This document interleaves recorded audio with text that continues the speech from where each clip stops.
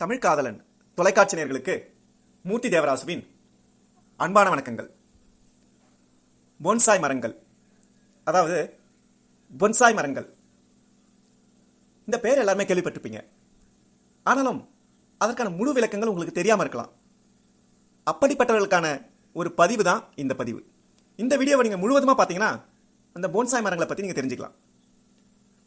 இதை பற்றி தெரிந்து கொள்வதற்காக நான் பட்டாபிராம் அருகில் உள்ள லிங்கம் கார்டன் அண்ட் ஹெர்பல்ஸ் அதோட உரிமையாளர் திரு பாலமுருகன் அவர்களை சந்திக்க போகும்போது தான் அதற்கான முழு விவரங்களும் எனக்கு கிடைச்சிது. அவர் என்ன சொன்னான்னு பார்த்தீங்கன்னா, இந்த போன்சாய் அப்படின்னா என்னன்னா, மிக உயரமாக வளரக்கூடிய அந்த மரங்களை கத்திரிக்கோளால் கட் பண்ணி அல்லது அதோட தண்டுகளை கம்பிகள் மூலமாகவோ அல்லது கயிறுகள் மூலமாகவோ கட்டி அதை முழுவதுமாக வளர விடாமல் பார்ப்பதற்கு அழகாக குள்ளமாக அச்சு அசல் ஒரு பெரிய மரத்தின் அந்த ஒரு தோற்றத்தை ஒத்திருக்கும் ஒரு அமைப்புக்கு பேர் தான் போன்சாய் அப்படின்ட்டு ரொம்ப அழகா விளக்கினார். அப்படிப்பட்ட அந்த போன்சாய் மரங்களை அந்த சட்டிகள்லயோ அல்லது சிறிய தொட்டிகளிலோ தான் வளர்க்க முடியும். அப்படி வளர்த்தால்தான் அது போன்சாய் மரங்கள் அப்படின்ட்டு ரொம்ப அழகான ஒரு விளக்கத்தை எதுகை மோனையோட நமக்கு சொன்னார். அதற்கு அவர் ஒரு நேரடி ஆதாரத்தை கொடுத்தார். என்னன்னு பார்த்தீங்கன்னா, 10 வருடங்கள் பழமை வாய்ந்த ஒரு ஆலமரத்தை அவர் வளர விடாம ஒரு சின்ன தொட்டியில அதோட வேர்களையும் அதோட அந்த கிளைகளையும் வெட்டி வெட்டி இந்த போன்சாய் மரங்களை உருவாக்கினார். அதுக்கு அவர் எடுத்த மரம் என்னன்னு கேட்டீங்கன்னா ஆலமரம். முதல்ல அவர் பார்த்தீங்கன்னா அந்த ஆலமரத்தை வைத்துதான் இந்த ஆய்வினை மேற்கொண்டார். மிக அற்புதமா வேர் மட்டும் கிடையாது, அதோட அந்த சல்லிவேர் கூட, மரத்துக்கு மேல் இருக்கின்ற அந்த சல்லிவேர்கள் கூட மிக அற்புதமா வளர்ந்திருந்தது. அச்சு அசல் ஒரு பெரிய ஆலமரம் எப்படி இருக்குமோ அப்படி ஒரு குட்டை ஆலமரத்தை அவர் உருவாக்கி இருந்தார்.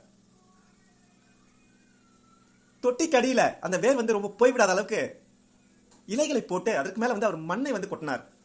ஏன் இலையை வைக்கிறீங்கன்னு கேட்கும்போது, முடிந்த அளவிற்கு அந்த வேர்களானது அந்த இலையை தாண்டி போகாத அளவுக்கு, மேலும் அந்த இலை இந்த தாவரங்களுக்கு எரிவாகவும் மாறும் அளவிற்கு நான் இலையை வைக்கிறேன் அப்படின்ட்டு ஒரு அற்புதமான விளக்கத்தை கொடுத்தார். அது மட்டும் இல்லாம அவர் பார்த்தீங்கன்னா அந்த நடுவில் இருக்கிற அந்த ஆணி வேற அடிப்பகுதியில் கட் பண்ணிட்டார். கட் பண்ணிட்டு அதை ஒரு மண்ணை வச்சு மூடி அடிக்கடி மண்ணை டைட் பண்ணி விட்டார். எதனாலனா, ஒரு மரம் வளராமல் இருப்பதற்கான முக்கியமான காரணம் அந்த ஆணி வேர் கீழ் நோக்கி போகாம இருக்கணும். அதைத்தான் நான் செய்கிறேன் அப்படின்ட்டு ஒரு மிக அற்புதமான ஒரு தெளிவான பதிலை நமக்கு கொடுத்தார். அப்படி அந்த ஆணிவேர் கட் செய்யப்பட்ட அந்த ஆலமரங்கள் பாத்தீங்கன்னா 10 வருடங்களாகியும் வளராமல் அதோட சல்லிவேர்கள் மட்டுமே சுற்றி சுற்றி வளர்வதை அவர் கண்கூட நமக்கு காமிச்சார். ரொம்ப ஒரு நேர்த்தியாக நமது தமிழ்நாட்டில் இருக்கின்ற அந்த ஆலமரங்களை வைத்து அவர் காமிச்ச விதம் பார்த்தீங்கன்னா மனசுக்கு ரொம்ப பிடிச்சிருந்தது. அது மட்டும் இல்லாமல் அவ்வளவு பெரிய ஆலமரத்தை ஒரு குட்டி சட்டியில அவர் நமக்கு டிஸ்பிளே பண்ண விதங்கள் இருக்கு இல்லைங்களா, அது பார்ப்பதற்கு கண்கொள்ளா காட்சியா இருக்கு. மிக முக்கியமான விஷயம் பார்த்தீங்கன்னா, இது இன்னைக்கு நேத்து நடைமுறைப்படுத்தப்பட்ட ஒரு முறை கிடையாது.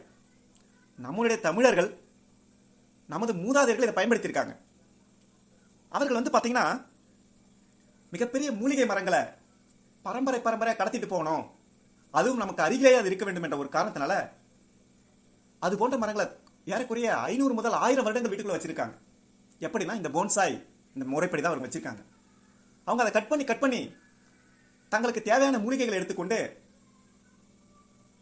அந்த மரத்தையும் சாக விடாமல் பல ஆண்டுகள் இந்த போன்சாய் மரங்களா அதை தட்டைக்காடுகள் அப்படின்னு சொல்லுவாங்க, அந்த தட்டைக்காடுகளா வச்சிருந்தாங்க. அந்த முறையை அழித்து விடக்கூடாது என்பதற்காக தான் இந்த பாலமுருகன் அவர்கள் இந்த போன்சாய் மரங்கள் தயாரிப்பில் இறங்கியிருக்கார். அதனால நீங்களும் பாத்தீங்கன்னா அந்த லிங்கம் கார்டனுக்கு போனீங்கன்னா உங்களுக்கு இதை பற்றி நிறைய தகவல்கள் கிடைக்கும். நிறைய போன்சாய் மரங்களை நீங்க வாங்கிட்டு போகலாம். அது மட்டும் இல்லாம நிறைய மூலிகை செடிகளும் அழகு செடிகளும் கிடைக்கும். நீங்க எந்த மாதிரியான செடிகள் வாங்கினாலும் மரங்கள் வாங்கினாலும் இங்க போனீங்கன்னா உங்களுக்கு கிடைக்கும். நீங்களே பாருங்க, ஆலமரத்தில் ஒரு போன்சாய் மரத்தை நான் இப்போ தான் முத பார்க்குறேன். பொதுவாக இந்த போன்சாய் மரங்கள் வந்து பார்த்தீங்கன்னா சிறிய இலைகள் இருக்கின்ற அந்த மரங்களை தான் தேர்வு செய்வாங்க. ஏன்னா பார்ப்பதற்கும் அழகாக இருக்கும், ஒரு அட்ராக்ஷனாக இருக்கும் அப்படின்றதுக்காக அந்த சிறிய இலைகள் இருக்கின்ற அந்த மரங்களை தான் தேர்வு செய்வார்கள். ஆனால் இவர் கொஞ்சம் வித்தியாசமாக ஆலமரத்தை செஞ்சிருக்கார். ஏன்னா எந்த ஒன்றும் முடியாதது கிடையாது, அது மற்றவர்களுக்கு செய்யாததாக இருக்கணும் அப்படின்றதுல இவர் ரொம்ப உறுதியாக இருந்தார். அந்த உறுதியில் அவர் வென்று விட்டார் அப்படின்னு தான் சொல்ல முடியும். எவ்வளவு அழகா காட்சி அமைச்சிருக்கார் பாருங்க. ரொம்ப அற்புதமான ஒரு உழைப்புன்னு சொல்லலாம். அதுக்கு அவர் வந்து பார்த்தீங்கன்னா 2-3 வருடங்கள் கிடையாது, 10 வருடங்களா அந்த உழைப்பில் இறங்கியிருக்கார். தொடர்ந்து இந்த போன்சாய் மரங்களோட ஆராய்ச்சியில் இறங்கியிருக்கார். இப்படி போன்சாய் மரங்கள் வந்து பார்த்தீங்கன்னா வளர்ந்த விதம் இதுதான். இதில் மிக முக்கியமான விஷயம் பார்த்தீங்கன்னா, மரங்கள் வந்து பார்த்தீங்கன்னா அந்த மொத்தமாக வேர் கட் பண்ணாதான் உங்களுக்கு இறந்து போகும். ஆனால் அந்த வேரோட அடிப்பகுதியில் நீங்கள் கொஞ்சம் கொஞ்சமாக கட் பண்ணும்போது அது நிச்சயமாக வந்து அழிந்து போகாது. அது இருக்கும் இடத்திலேயே தன்னை எப்படி காப்பாற்றிக் கொள்வது என்ற ஒரு முடிவுக்கு வந்து தான் வந்து இந்த போன்சாய் காடுகள் அது மாறிடும். நிச்சயமாக எழுதி கொள்ளுங்கள். போக போக இந்த இடவசதி இல்லாதவர்கள் நிச்சயமாக இந்த போன்சாய் மரக்காடுகளை வீட்டில் வளர்த்து சந்தோஷப்படுவார்கள். அது ஒரு விதத்தில் நல்லதுதான். வீட்டில் சுத்தமான நல்ல காற்று கிடைக்கும், கண்களுக்கு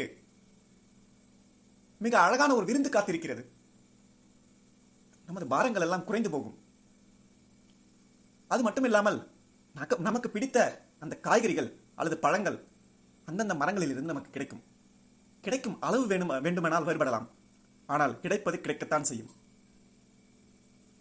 இவ்வளவு அருமையான இந்த போன்சாய் காடுகளை நீங்களும் உங்க வீட்டில் வளர்க்கலாம். அதற்கு நீங்க செய்ய வேண்டியது ஒண்ணுதான், நேரா இந்த லிங்கம் கார்டனுக்கு போங்க. இலவசமாக ஆலோசனைகளையும் கொடுப்பாரு. அதே சமயத்தில் உங்களுக்கு பிடித்த மரக்கன்றுகளை அல்லது போன்சாய் மரங்களை நீங்க வந்து வாங்கிக்கிட்டு வரலாம். இப்போ உங்களுக்கு ஓரளவிற்கு இந்த போன்சாய் மரங்கள்லாம் என்ன, அதை எப்படி உருவாக்குகிறார்கள், அதை பயன்படுத்துவதால் என்னென்ன பயன்கள் இருக்கிறது என்பதை புரிந்து கொண்டிருப்பீர்கள் என்று நினைக்கிறேன். அப்படி நீங்கள் புரிந்து கொண்டிருந்தால், இந்த நிகழ்ச்சி உங்களுக்கு பிடித்திருந்தால் தமிழ் காதலன் தொலைக்காட்சியை சப்ஸ்கிரைப் பண்ணுங்க. நம்மளுடைய இந்த வீடியோவை நிறைய பேருக்கு ஷேர் பண்ணுங்க, லைக் பண்ணுங்க. உங்களுடைய கருத்துக்களை கீழே உள்ள கமெண்ட் பாக்ஸில் கமெண்ட் பண்ணுங்க. கடைசியாக ஒரு விஷயம் சொல்லிக்க விரும்புகிறேன். உங்களுக்கு எந்த மூலிகைகள் தேவைப்பட்டாலும் அல்லது எந்த அழகு தாவரங்கள் அல்லது பூச்செடிகள் தேவைப்பட்டாலும் நீங்கள் பட்டாபிராம் அருகில் உள்ள இந்த லிங்கம் கார்டனுக்கு சென்று வாங்கிக் கொள்ளுங்கள். அவரை தொடர்பு கொள்ள வேண்டிய அந்த தொடர்பு எண்ணானது கீழே டிஸ்கிரிப்ஷனில் கொடுக்கப்பட்டுள்ளது. நீங்கள் ஒரு போன் செய்துவிட்டு சென்று உங்களுக்கு தேவையான மூலிகைகளையும் செடிகளையும் போன்சாய் மரங்களையும் பெற்றுக்கொள்ளலாம். நன்றி, வணக்கம்.